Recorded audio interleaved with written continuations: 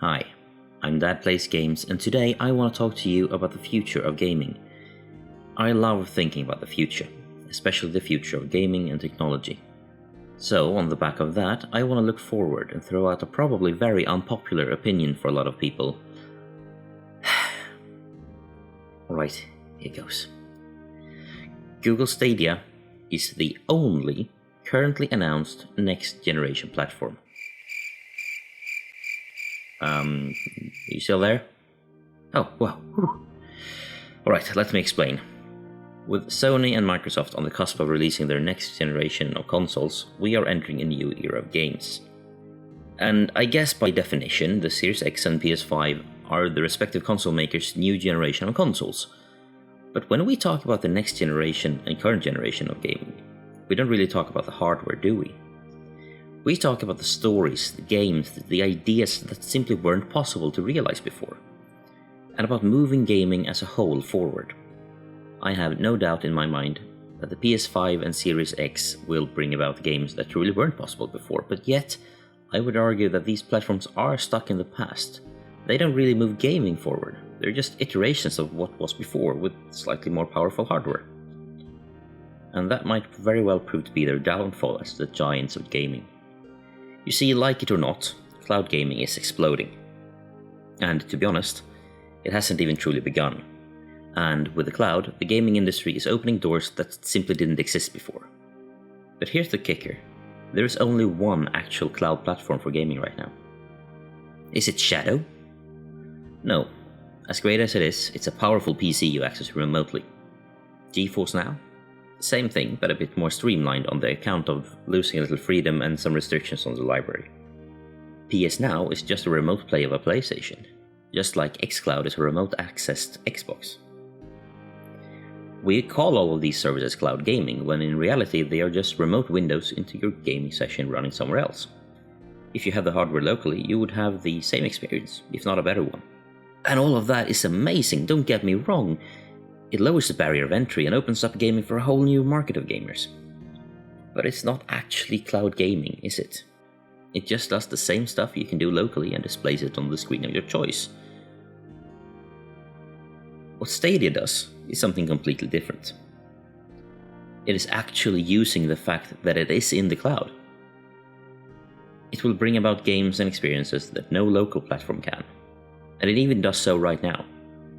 In a few games, notably Ghost Recon Breakpoint, The Crew 2 and The Division 2, you can see the view of your teammates live while playing together. The processing required for this on a local hardware is beyond what's possible, likely for years to come, at least to that level of quality and implementation. And in Orcs Must Die 3, where hundreds of orcs attack in one wave, that would most likely bring even the most powerful PCs to their knees without the added smoke and mirrors magic that usually comes into games. When Orcs Must Die 3 eventually come to other hardware, I'd suspect those war scenarios might feel a little bit smaller. But the biggest showcases of this is yet to come, a few years down the line.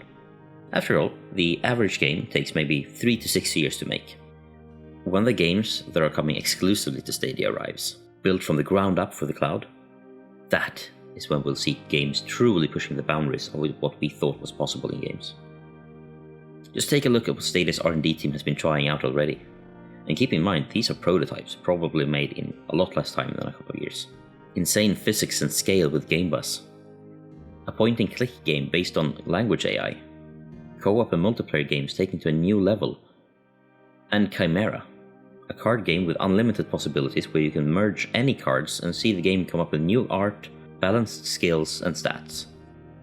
The Stadia R&D team is also building powerful game development tools, such as AI-assisted game testing and content generation, style transfer ML, semantic ML, and while not Stadia exclusive, Google Maps for games, letting game developers use Google Maps data for level generation. Looking forward and deeper into Alphabet, it's not beyond reason to suspect that Google Duplex and DeepMind's WaveNet could end up in development tools for AI-generated voiceovers and conversation with NPCs. Or that the work DeepMind has put into AlphaZero and AlphaStar could end up available for developers to create game AIs for testing balancing. And honestly, it's not like Google wasn't going to keep building out their infrastructure anyway. So with even more data centers and edge nodes, Stadia will be able to bring in millions upon millions of entirely new gamers.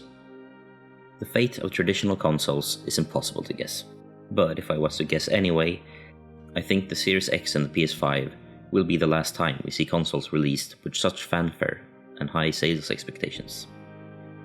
I don't think consoles will go away anytime soon, but I do think it will become a niche market eventually. And looking at the cloud, Stadia is set to have a massive head start. I don't think Microsoft will be able to do a 180 on their cloud gaming efforts and develop a cloud platform like Stadia anytime soon. Doing so would be to give up the Series X and the existing xCloud. Sony honestly lacks the infrastructure for a true cloud platform. They would have to either partner up with someone or take a bite out of the sour apple and publish their games across platforms, possibly eventually giving up their hardware division entirely. Amazon is likely building something to compete, but do they really have the tech stack to compete? Apple seems to not care.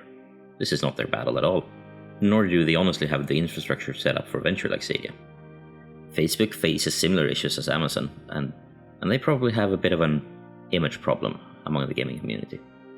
Like I said, the future is hard to predict, but to me Stadia's future looks bright and with a lot less competition than you might think. So, what do you think? Let me know in the comments. Hi again, I am Dad Plays Games, and this little opinion piece of mine has been a lot of work to get out the door, but it's been great fun. So thank you so much for watching, and if you like this video and would like to see more, do check out the rest of the videos on my channel and subscribe. And if my previous videos weren't evidence of this enough, my uploads are a bit irregular. Work and life and parenting gets in the way. So if you don't want to miss the next video, do click the notification bell and get notified. So thank you for watching, stay safe and stay gaming. Goodbye.